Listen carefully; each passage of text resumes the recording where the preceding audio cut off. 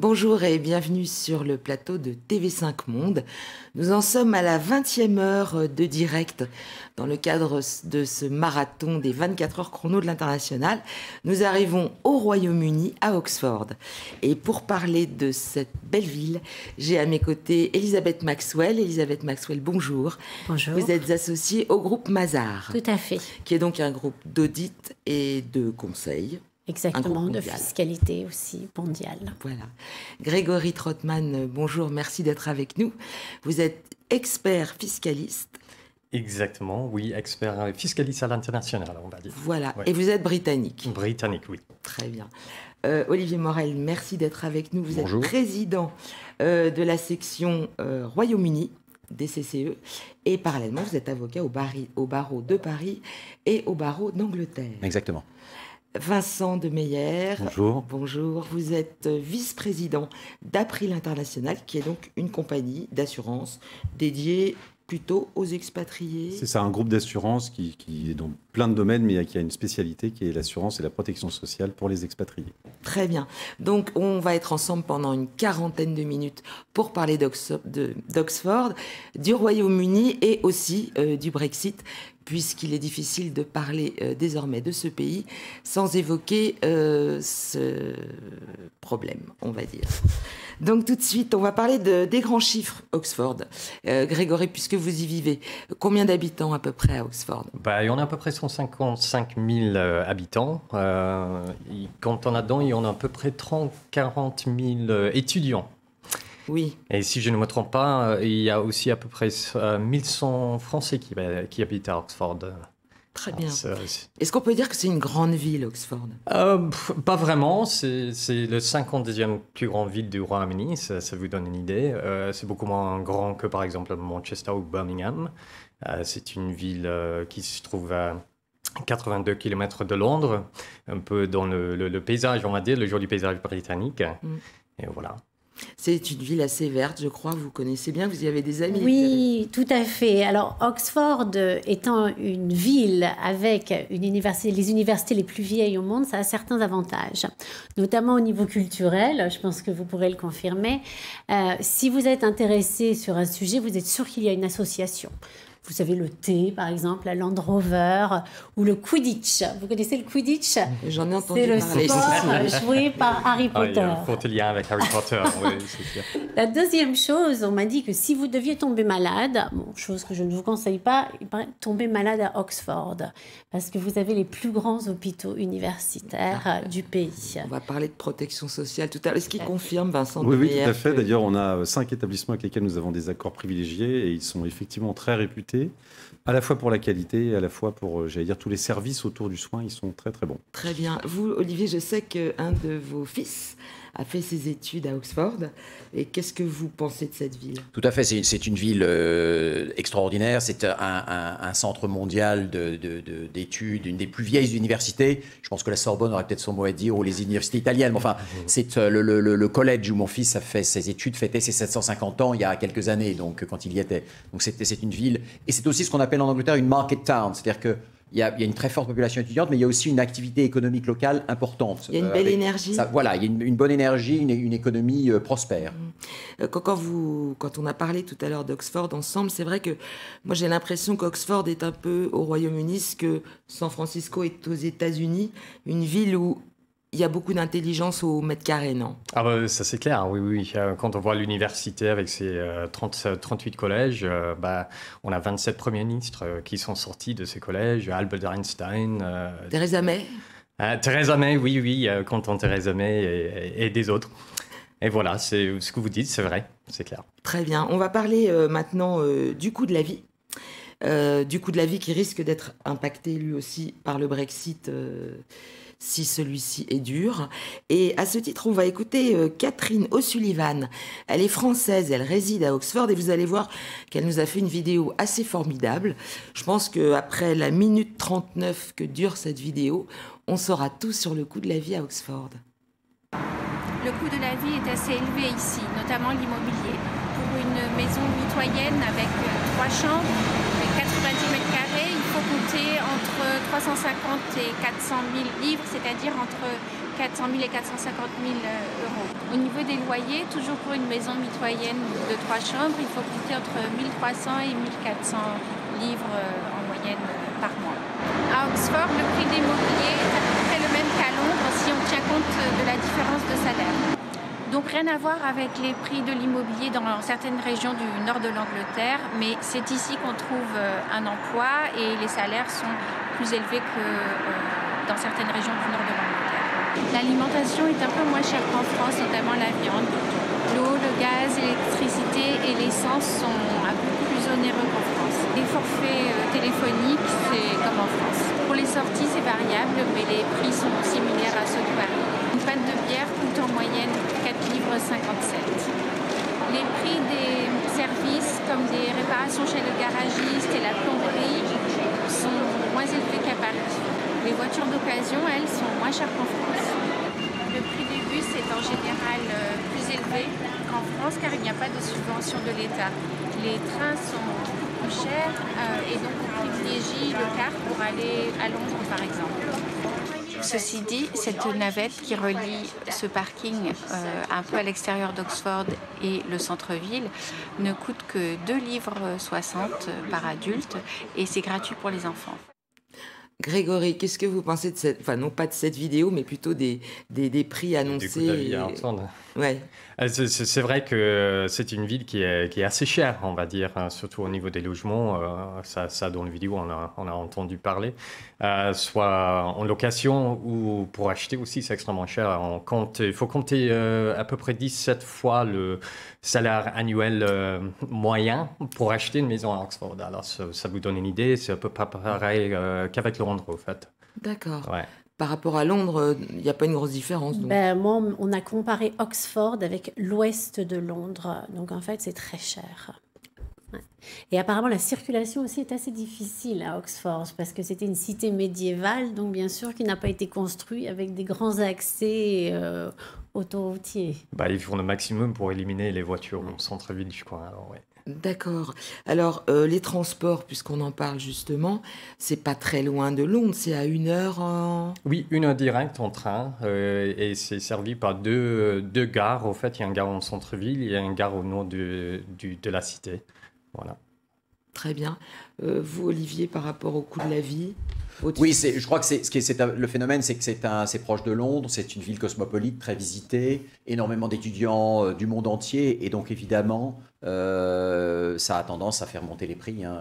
Comme on le dit, il n'y a pas de très grande différence avec certaines parties de Londres. Pourquoi on fait le choix d'Oxford alors ? Parce que c'est une ville magnifique qui de trouver un endroit comme ça qui est aussi près de Londres, il y a énormément de jeunes talents intelligents, dynamiques qui sortent directement des universités. C'est multiculturel aussi. Alors avec tout ce dynamisme, ça va sans dire. C'est un endroit où oui, c'est un peu cher, mais ça donne envie d'y habiter, quoi. On va écouter justement un jeune Français qui vit là-bas, Tayeb Boussalia. Il réside à Oxford et il va nous parler un petit peu de l'ambiance sur place. Concernant l'accueil à Oxford, donc Oxford est une ville très cosmopolite. Donc, vous allez rencontrer des gens du monde entier, soit qui passent, qui sont touristes, soit qui y habitent, ou alors qui sont là pour les études. Donc ça c'est très courant. Les gens sont sympas, il y a une très bonne atmosphère, très étudiante, très dynamique, donc ça bouge.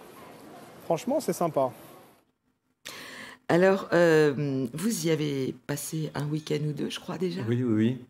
Oui, c'est vrai. Enfin, je veux dire, pour éviter une répétition, d'abord, c'est une ville qui ressemble exactement à l'image qu'on peut se faire d'une belle Angleterre avec des vieilles pierres, beaucoup de verdure. Hein, il y a beaucoup de parcs dans Oxford. Et effectivement, cette ambiance drivée par tous ces jeunes étudiants, un style de vie local qui est quand même hyper appréciable. Alors, on a entendu parler de cette ville qui est cosmopolite, donc on a envie de parler effectivement de culturel. Vous avez commencé à l'évoquer tout à l'heure. Alors, qu'est-ce que c'est en fait les différences culturelles que l'on rencontre avec les Britanniques ? Alors, déjà, vous êtes Britannique. À votre avis, c'est quoi ces différences qu'on vit au quotidien avec avec nos amis Peut-être le britannique classique, on va dire, du sud de l'Angleterre surtout. C'est quelqu'un normalement d'assez calme, on ne s'exprime pas trop.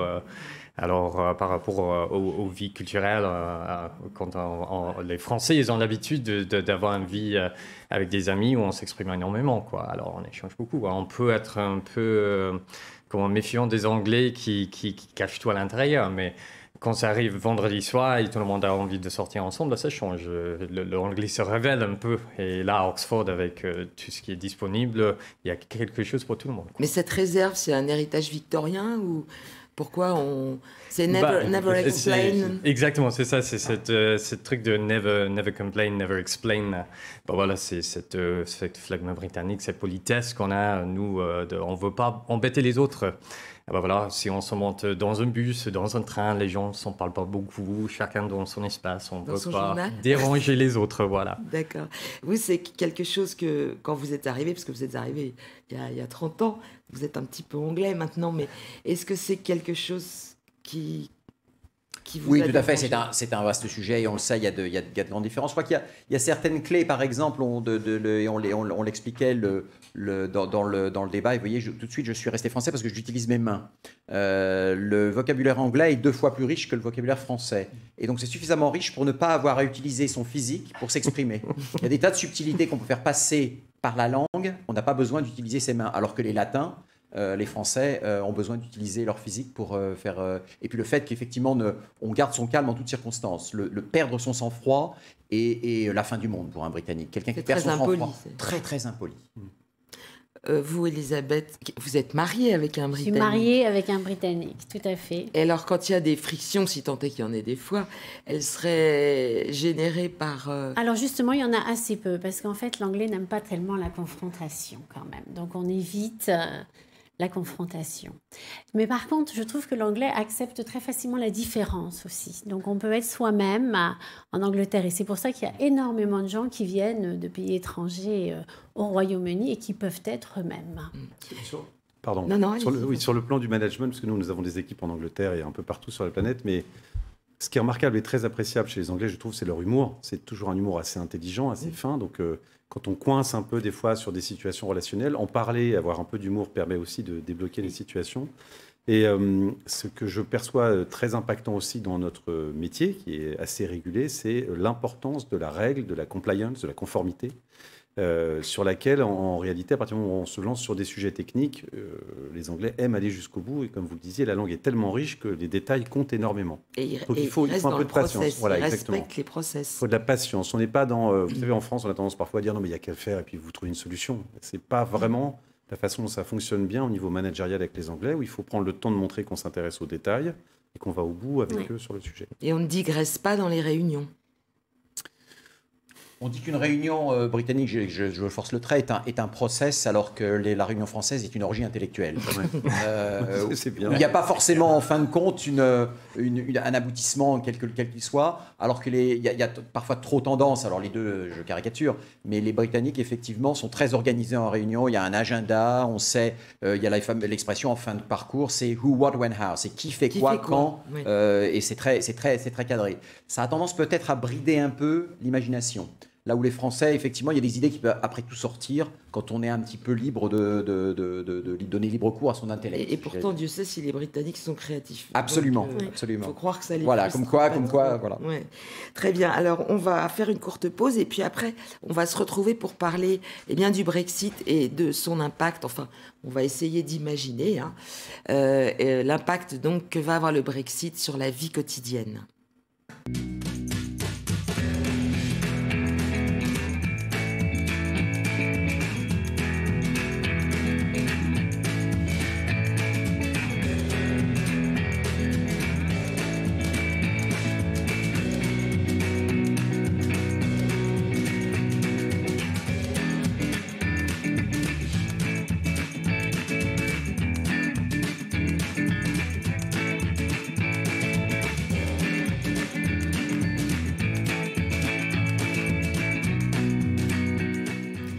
Nous sommes de retour sur le plateau de l'émission consacrée à Oxford et nous allons donc pendant 6 minutes parler du Brexit et de son impact sur la vie quotidienne. Alors, on parlait tout à l'heure donc des différences culturelles qu'il y a entre nous et les Britanniques. Et vous m'avez fait la réflexion, Olivier, que depuis que le Brexit est arrivé sur le terrain, vous avez trouvé qu'il y avait une légère augmentation, voire apparition de la xénophobie. Je dirais pas généralement de la xénophobie, il y a la même proportion de racisme qu'en France et ailleurs. Ça, je crois qu'il y a toujours, ça n'a pas changé. Mais je pense que pour la première fois, le sujet Europe a toujours été un sujet compliqué pour ce pays. Et je pense que tout à coup, je n'ai jamais vu en 30 ans ce pays se passionner pour un sujet. Et qui dit passion dit effectivement les tensions montent et on fait connaître son avis. Et contrairement à ce qu'on a dit plus tôt, tout d'un coup, on trouve des Britanniques qui s'expriment de manière assez déterminée et virulente sur le sujet qui les passionne. Et c'est la première fois que je vois ce pays, j'allais dire, déchiré par les passions. Alors, il y a un côté positif, parce que les gens sont passionnés, ce qui est important. Mais c'est vrai que ça donne une ambiance différente. Vous le constatez aussi? Oui, tout à fait. Vous savez, le Brexit, ça n'a pas fait l'unanimité. 52% Brexit, 48% Remain. Alors, si vous regardez une carte du Royaume-Uni, c'est assez amusant. Alors, admettons, le jaune, c'est Remain, le bleu, c'est Brexit. Alors, vous voyez l'Écosse, l'Irlande du Nord, c'est jaune.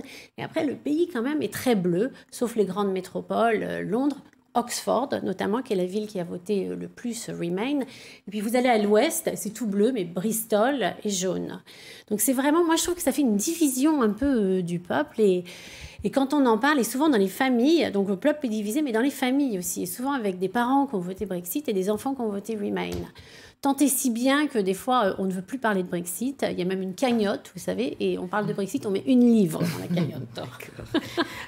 Alors, bon, donc l'impact du Brexit sur la vie quotidienne, on ne sait pas exactement ce qui va se passer, mais en tout cas, on a fait à l'occasion du salon des 24 heures dans l'international une étude dont d'ailleurs April International était partenaire, intitulée Français du Royaume-Uni, quel avenir après le Brexit? Vous étiez d'ailleurs à la conférence de présentation des résultats. Et 84% des Français qui vivent au Royaume-Uni, on peut encore dire le Royaume-Uni, craignent pour leur protection sociale. Alors justement, Vincent, puisque vous êtes spécialiste dans le domaine, qu'est-ce qui peut se passer dans l'hypothèse d'un Brexit dur? Oui, alors donc le 29 mars, imaginons Brexit dur. Ce qui peut se passer, c'est que au lendemain du 29, donc le 30, il y aura interdiction pour les distributeurs de produits d'assurance anglais, basés en Angleterre, de proposer des solutions qui ne soient pas anglaises, en tout cas qui ne soient pas européennes. Ça veut dire quoi? Ça veut dire qu'aujourd'hui, si vous vivez en Angleterre et que vous souhaitez acheter une solution d'assurance privée, française, italienne, espagnole, peu importe, vous pouvez le faire depuis un courtier anglais sans difficulté et bénéficier de tout ce que ça peut amener. Demain, vous serez contraint à vous limiter aux solutions anglaises. Quand on dit ça sans comprendre la différence entre les deux, je dirais que les contrats d'assurance santé français et allemands notamment sont bâtis dans l'idée d'une protection sociale. Les couvertures sont à vie, lifetime, jusqu'à ce que vous décidez de les arrêter. Elles vous couvrent, quoi qu'il vous arrive. Les augmentations ne sont jamais individuelles.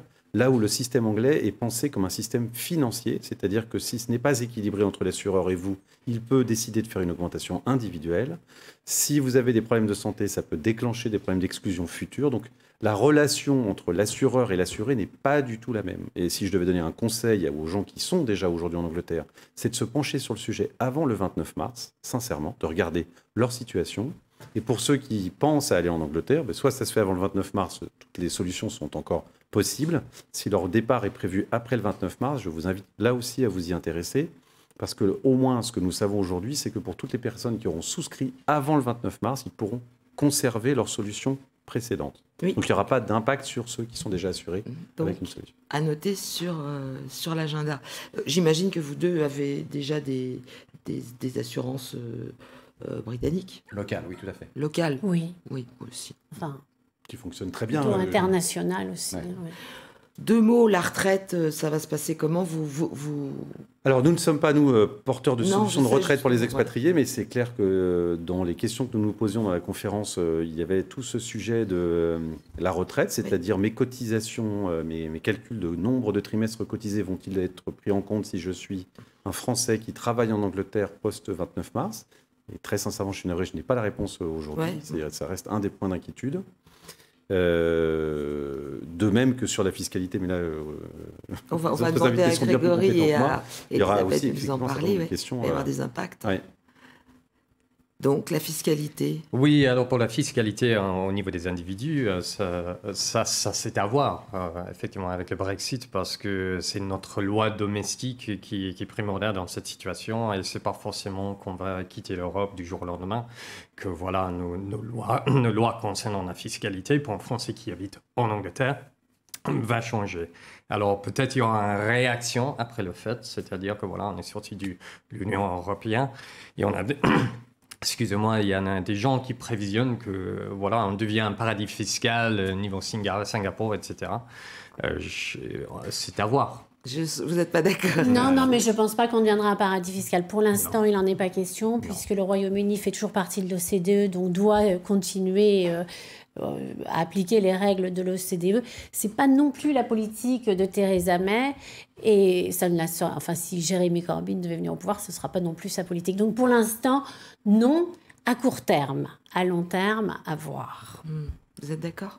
Oui, tout à fait. Je pense qu'on ne risque pas de bouleversement. La fiscalité française et britannique est différente et l'est toujours. Et ça ne change pas. Les fondamentaux vont rester assez différents. Et donc, Elisabeth et Grégory sont plus compétents que moi. Mais il y a des critères très différents que le Brexit ne va pas altérer. Ouais. Par rapport pour revenir à vos produits d'assurance, est-ce que vous avez déjà constaté là des Français qui reviennent? Pas forcément, c'est pas ça que nous voyons le plus. Nous voyons d'abord tous nos distributeurs anglais qui viennent nous voir en disant mais comment faisons-nous post-29 mars et à qui on dit on ne travaillera plus ensemble, chers amis. Nous voyons des gens qui vivent en Angleterre qui nous sollicitent. Donc là, on voit une montée de sollicitations, sachant que nous avons des bureaux à Paris et à Londres. Donc nos deux bureaux avec des solutions différentes voient le nombre de contacts de plus en plus fréquents. Je pense sincèrement qu'effectivement, en écho à l'étude que nous avions faite avec Opinionway, c'est un sujet sur lequel les gens ont l'air de vouloir maintenant se positionner. Oui, le délai sera raccourci. Encore une fois, passé 29 mars, certaines options ne seront plus ouvertes. Ouais. Donc c'est maintenant qu'il faut s'y intéresser. Merci Vincent. Un mot sur les diplômes et la scolarité, parce qu'il y a des Français qui vont être concernés. Je crois que vous avez rencontré quelqu'un de l'Imperial College. Oui, alors la semaine dernière, en fait, j'étais avec un professeur de Imperial College, donc on a parlé Brexit. Et donc, je me dis, mais qu'est-ce que vous en pensez? Quel va être l'impact pour Imperial College? Alors, il reste assez serein et il voyait trois choses. La première chose, c'est les aides au niveau de la recherche qui viennent de l'Europe.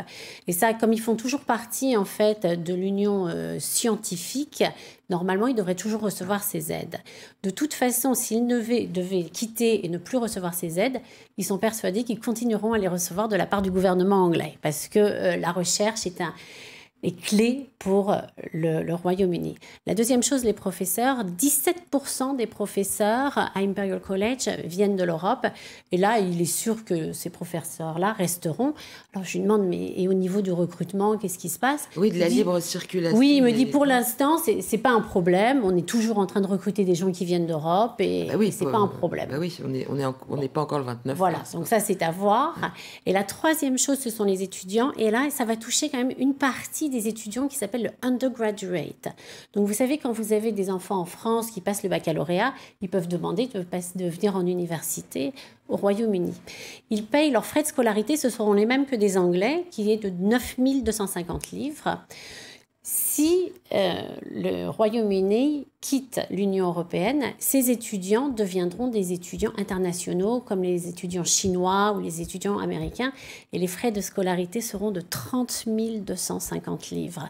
Alors, vous imaginez, si vous avez des enfants qui se disent « Ah bah tiens, je vais aller en Angleterre ou je vais en Italie », ils vont se priver quelque part de jeunes talents européens. Et c'est exactement ce qu'il a dit. Ce qu'il me disait, c'est cette part de revenus n'est pas énorme pour Imperial College, mais par contre, ils aiment bien les étudiants européens.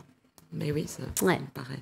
Et vous-même, juste, vous allez quitter le plateau, mais je voulais juste que vous dites un mot, justement, sur Erasmus Mundus, dont vous nous avez parlé tout à l'heure. J'essaie de faire très vite. Donc, Erasmus Mundus, programme européen pour attirer les talents qui sont hors Europe, indiens, américains et chinois.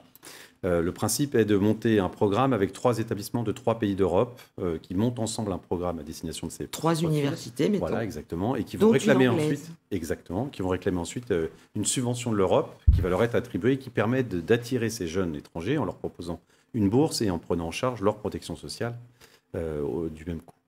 À partir du moment où l'Angleterre quitterait l'Europe, de fait, ils ne pourront plus bénéficier de ce modèle de financement et donc ça pourra aussi Ils n'auront avoir un plus de impact boursiers, sur cette attractivité pour eux, où ils le font sur leurs deniers personnels, ce qui reste toujours un choix possible. Très bien.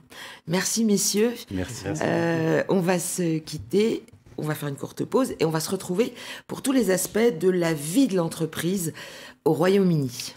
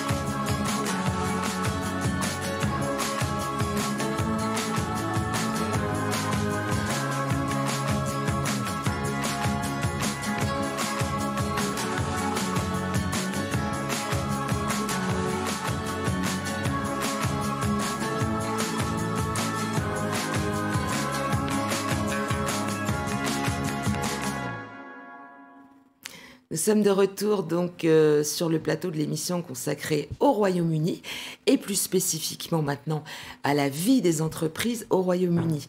J'accueille pour ce faire 2 nouveaux invités qui sont Grégoire Brunet. Vous êtes dirigeant de Haut de Fil et je crois que parce que là vous êtes en train de monter votre projet sur le Royaume-Uni. Tout à fait. C'est dit. Alors nous sommes concepteurs français de vélos électriques. Voilà. Et donc on monte en fait notre filiale au UK pour la distribution de nos produits. Voilà, pas de fabrication, de la distribution. De la distribution. Tout à fait. Et Philippe Ekin, vous êtes directeur de l'international aux Banques Populaires du Nord. Exactement. Et vous avez accompagné dans son parcours Grégoire vers le Royaume-Uni. Effectivement, la société Haut de Fil est un client de la Banque Populaire du Nord, que nous accompagnons déjà depuis quelques années sur d'autres destinations que le Royaume-Uni, sur l'Asie en l'occurrence. Et effectivement, nous l'accompagnons depuis peu sur des destinations de proximité, dont le Royaume-Uni. La Banque Populaire du Nord étant effectivement la banque populaire la plus proche de ce beau pays, qu'est le Royaume-Uni. On va profiter de la présence de Grégoire justement et de sa toute nouvelle expérience pour explorer les plus et les moins dans le cadre justement du développement de ce projet. Alors, le plus, c'est lequel ? La facilité d'accès, je dirais. Alors, en termes d'implantation, il faut savoir que la création d'une filiale peut se faire en quelques jours. Donc voilà, il faut aussi, à l'inverse, être bien accompagné parce qu'on peut avoir des déconvenues quand on apprend qu'il y a plusieurs mois, qu'il faut prendre plusieurs mois pour obtenir un compte bancaire, par exemple. Ça, c'est un mois. Voilà, donc je l'ai directement enchaîné. D'accord. Donc voilà, et la proximité, bien sûr. Nous, on est basé dans les Hauts-de-France, donc c'est quand même un marché direct. D'accord, très bien. Par rapport, puisqu'il vient de l'évoquer, pourquoi ça dure aussi longtemps pour ouvrir un compte ? Il est vrai qu'effectivement, les conditions se sont durcies sur le Royaume-Uni. Et c'est pas lié au Brexit, ça ? Je ne pense non, ce n'est pas à mon avis lié au Brexit. Ça a toujours été en fait là. Mais les compliance en fait se sont renforcées récemment.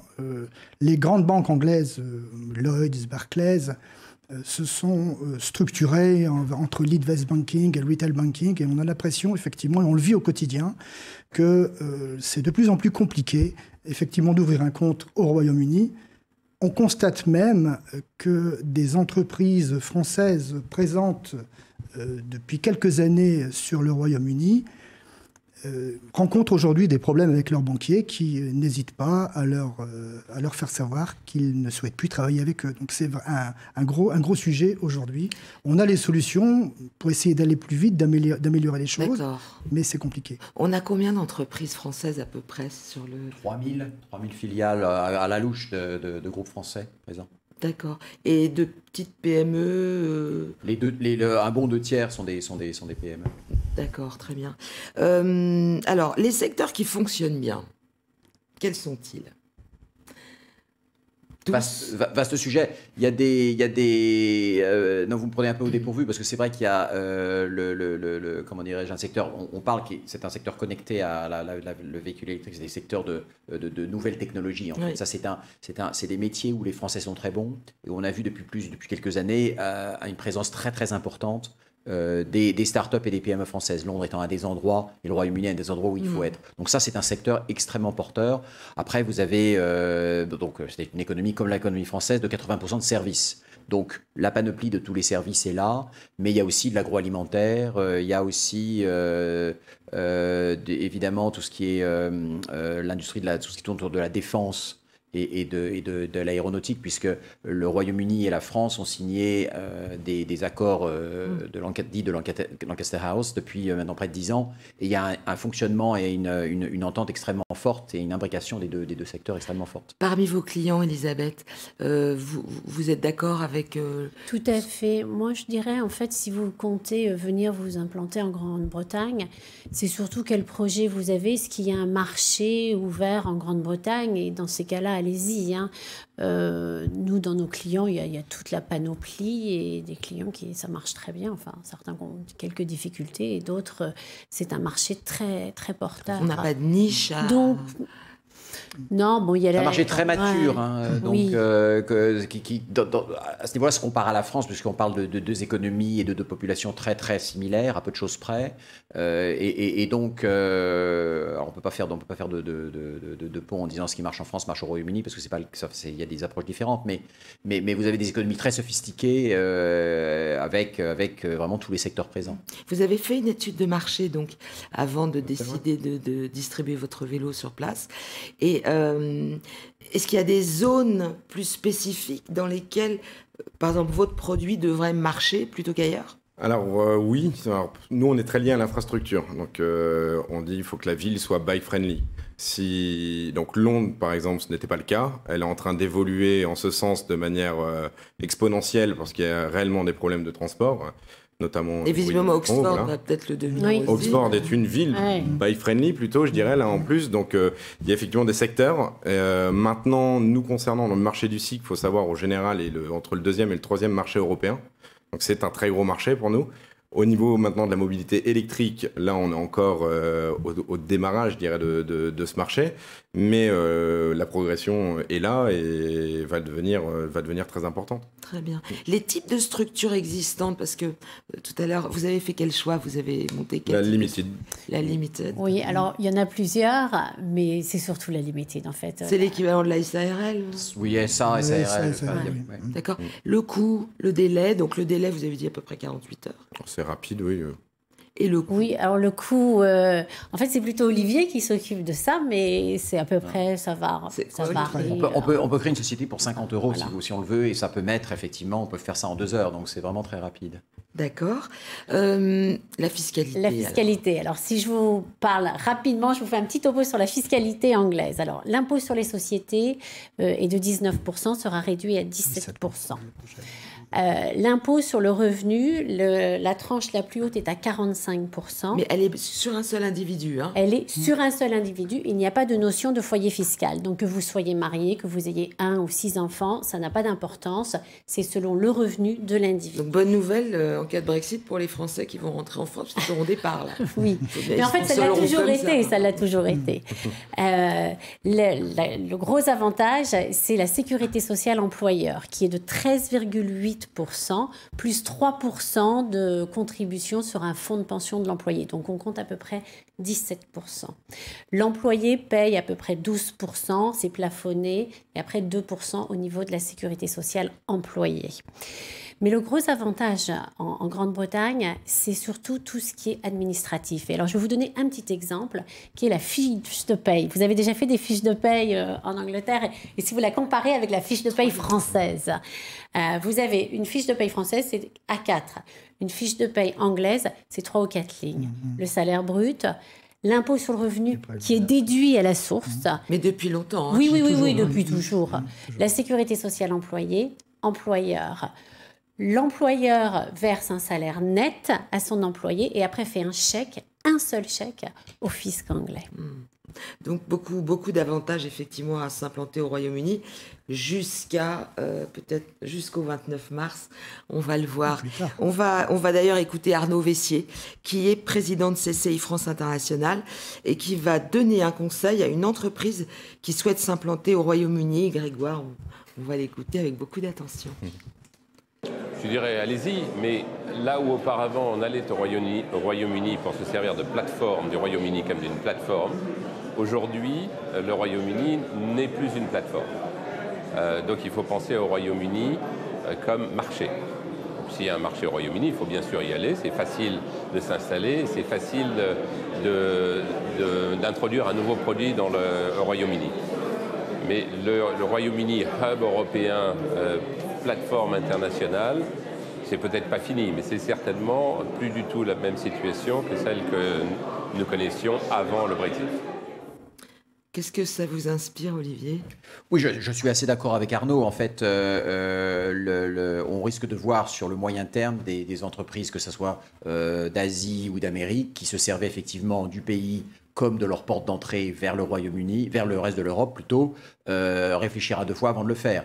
Il reste que c'est un marché, comme je l'ai dit, l'économie, population même taille que la France, avec des besoins matures de sociétés du 21e siècle. Et donc, comme on le démontre avec ce projet, il y a une demande pour ce genre de produits sophistiqués. Par rapport à ce qu'a dit Arnaud Vessier, ça vous inspire d'autres choses, Elisabeth ? Alors, si j'avais peut-être un conseil à donner aux sociétés qui viennent s'implanter en Grande-Bretagne, c'est de s'entourer d'experts, d'avocats, d'experts comptables, fiscalistes, mais aussi de gens qui connaissent bien le marché. Parce que comprendre les Anglais, de temps en temps, il faut un peu décrypter leur langage. Il y a une étude qui a été faite la semaine dernière entre des Américains et des Anglais. Alors vous imaginez, les Américains en plus parlent anglais couramment. Et regardez 3 phrases. Alors la première phrase c'était with the greatest respect. Donc c'est avec votre plus grand respect. Donc l'Américain pense qu'on le respecte. L'Anglais, lui, comprend qu'il est un idiot si on lui dit ça. La deuxième phrase c'était I will bear it in mind. Donc ce qui veut donc dire je le garderai à l'esprit. Pour l'anglais, ça veut dire il l'a tout de suite oublié. C'est comme interesting, oui. Quoi. Voilà, c'est comme interesting. Et la dernière, si un anglais vous dit you must come for dinner, pensez pas que vous allez recevoir une invitation dans l'heure.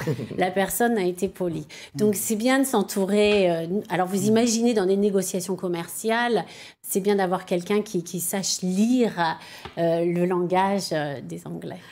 Grégoire, vous avez commencé à négocier avec des Anglais. Je sais qu'on a abordé tout à l'heure un petit peu ce sujet, mais juste 2 mots, que ça se passe bien. Ça se passe très bien. Par contre, oui, ça m'a fait sourire effectivement en regardant vos échanges. On retrouvait beaucoup l'anglais très poli et ne fait pas de manière. De gestuelle, etc. Donc on a toujours l'impression que c'est dans première approche, que c'est gagné, qu'on va faire affaire, que ça va aller vite. Et la réalité est tout autre. Ça peut mettre beaucoup plus de temps, c'est un peu plus compliqué. Et je dirais qu'un point clé, en comparaison de la France, c'est qu'il est compliqué d'atteindre les décideurs sur ce marché. C'est souvent, on arrive dans un magasin, par exemple, ça met du temps. On est très hiérarchisé et un manager de magasin ne va pas donner le contact de l'acheteur, par exemple, parce que c'est aussi un marché qui est extrêmement sollicité. Comme on disait, c'était une porte d'entrée, etc. pour l'Europe. Donc c'est très hiérarchisé et pas si simple d'accès. Alors, avec ce Brexit, donc si c'est un Brexit dur, on va avoir des droits de douane qui vont donc réapparaître. Ça vous fait peur ?